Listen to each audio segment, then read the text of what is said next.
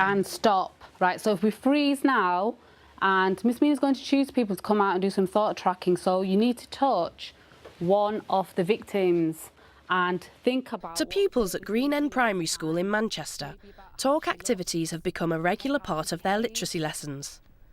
Over the past 2 years, the pupils have made significant progress in literacy, with an improvement of 21% at level 4 in their SATs results.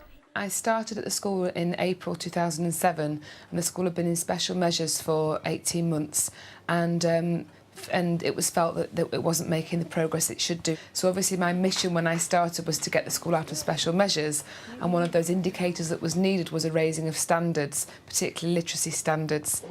With over 50% of pupils with English as an additional language, the introduction of strategies focusing on pupil talk have been successful in raising literacy standards in both EAL and non-EAL pupils. To structure the talking writing sessions, we decided as a staff that it needed to be a one-off every week because it's a very focused session. It's actually quite tiring for the children. We do the writing on a Friday.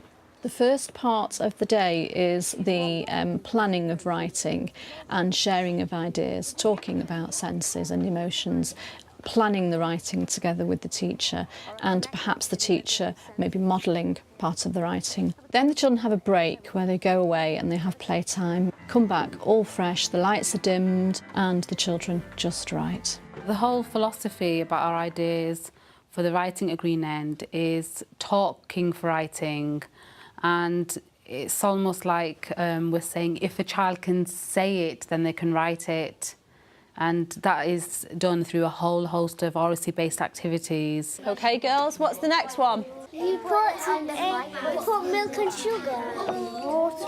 Well, think about it. OK, you've got your kettle, and that's... What do you do? What do you do with the kettle? You put it on. Oh, you get it on. No, you on it. You get it on. Switch it on. Yeah. Then you switch on kettle. Fantastic. Good girls. I think that when we looked at our EAL pupils, there were two things that were of concern to us. The first thing was that they weren't very confident in speaking in class, and the second thing was that their writing seemed to reach a point where they were getting really stuck around the sort of level 3 mark, and they didn't seem to be able to move a lot. Not all of them at all, but some of them didn't seem to be able to move it into that next level because there were some fundamental difficulties they were having around structure and around grammar. She lives on a dirty, rubbish place. I live on a dirty rubbish island. She lives on a dirty... Like, let's make that into a simile.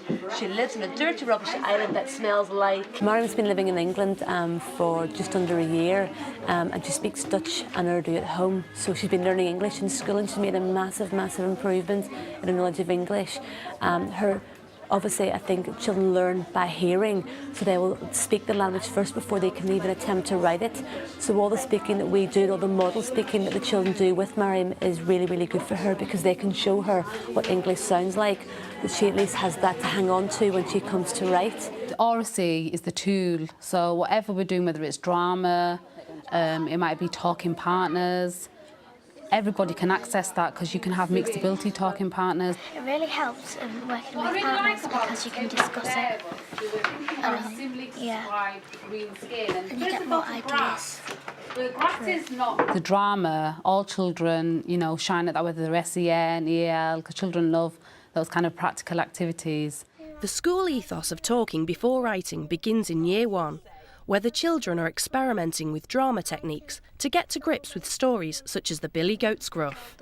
We know all about his appearance, we know what he looks like, so we need to find out a bit more about him so that we can put some really good writing into our character profiles with some hot sitting. I'm going to start off by being the troll. We want to find out about what he's like, about his personality. So, are we ready? I'm going to put my troll on. Why we're angry with the billy goats, angry with the three billy goats?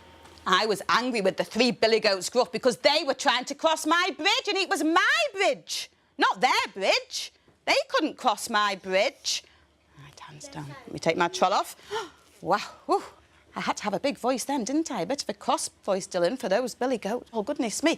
Right, now it's your turn. I would like you to turn and face your partner. And if you are in year 1, I would like you to stand up. Sit down, please. Well done. And I'd like you to put on your troll.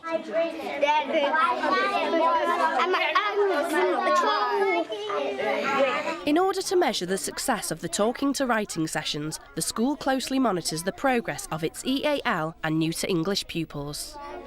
Our EAL pupils are tracked on the whole school tracking system, and basically what we have done, we've identified the EAL children who haven't actually made the required amount of progress in a year, and we tracked them throughout the year, and then we measured the amount of progress that those children had made. Those children are actually scrutinised, and their progress is measured every term. And those children who are making less progress have been set very challenging targets, and their progress is measured every 6 weeks. We also have a range of up-levelling games which we've developed for each genre of writing, and the idea is that children will up-level the sentences in these games depending on the text type, within their talking partners using whiteboards. We're trying to improve the sentence on the board by putting in time connectives, bossy verbs and numbers. I think the most effective elements of the talk to write strategies is one of the most effective elements is the breaking down of the writing into 4 very clear areas for children to improve upon: the vocabulary, the connectives, the openers and the punctuation.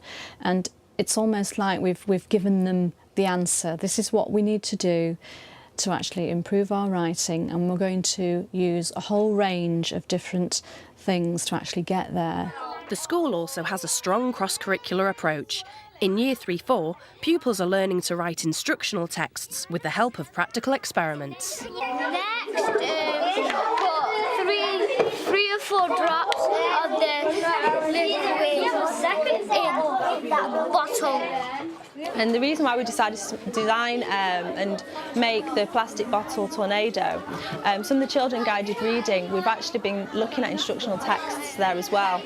And they actually found the instructions for the bottle tornado, and they said they really wanted to make it. So it's basically been led by the children. I think it's important for them to actually do and to actually have made it. Now they've actually gone through the whole process and they've been able to test out, make following instructions, and now they're able to look and see, actually, can I include bossy verbs? Can I use adverbs?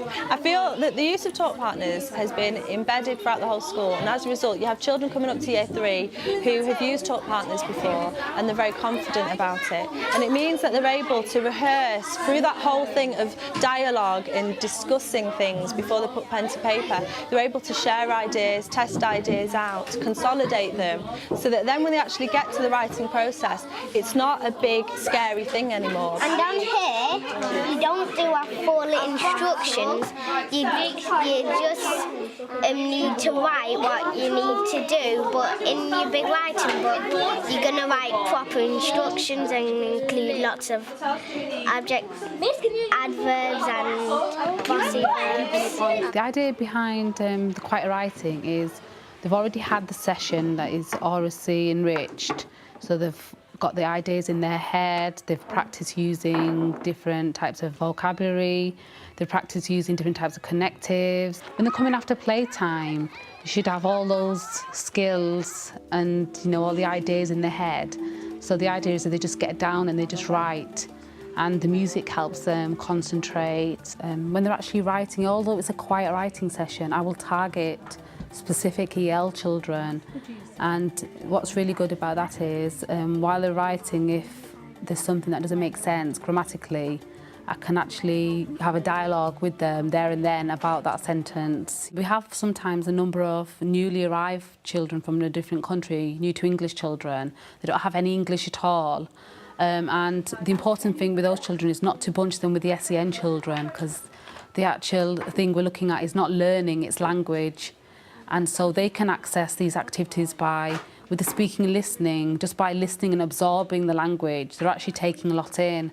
And when they're ready, they will feel comfortable enough to speak alongside, the peers. With Ali, who's actually newly arrived, he speaks German and Arabic. The class was doing instructions, so instead of him writing instructions, he actually sequenced a pair of instructions, and he was able to tell me by using the pictures in German, basically, what was happening at each stage.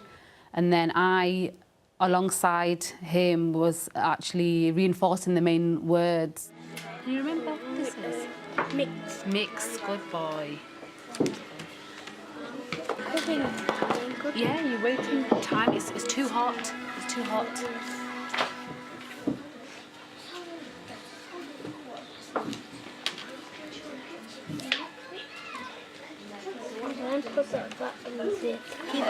Tea bag out, good boy. The pupils that have been here for, say, more than a year, but they came as a new arrival, they're beginning to write independent sentences and stories, and that's all because of the language-enriched lessons that they had, listening to the language, speaking the language was being modelled to them by the teachers, by peers. They're absorbing it, and they're able to make meaning by getting it down on paper, really. Another key strategy embedded in weekly big writing sessions at Green End is self-assessment. So, our success criteria for today. Remember, look at our learning outcome. Clear and concise instruction. So quickly, tell me, what things do we need to include then? We identified that really peer group acknowledgement is much more powerful than us saying, well done, here's a sticker. And so we are encouraging the children within the big writing session to cross-check their own work and other children's work. So we've introduced something called Green for Growth, which is an area for development, and tickled pink, and that basically means, oh, I think I've actually achieved this objective, so I'm going to colour it pink. And again, it's been quite powerful in actually helping them move on. And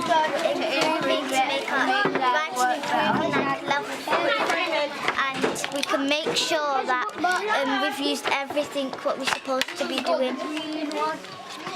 And to be a level 3, we need to use all our punctuation in the level 3. Like, we could use commas or full stops and capital letters. The exercise really helped me with my instructions because it made me more faster at my writing. We've seen a really big leap in progress within the writing in school. It's much more in line with national average now. It wasn't a couple of years ago, so we're really seeing a lot of progress and just a real pride amongst the children about the quality of their work. What the Talk for Writing has done has given the EAL pupils a stronger voice in class and built up gradually their confidence to take part in the lessons, because I think that until they were able to access the lessons orally, you weren't going to see an impact on their written standards.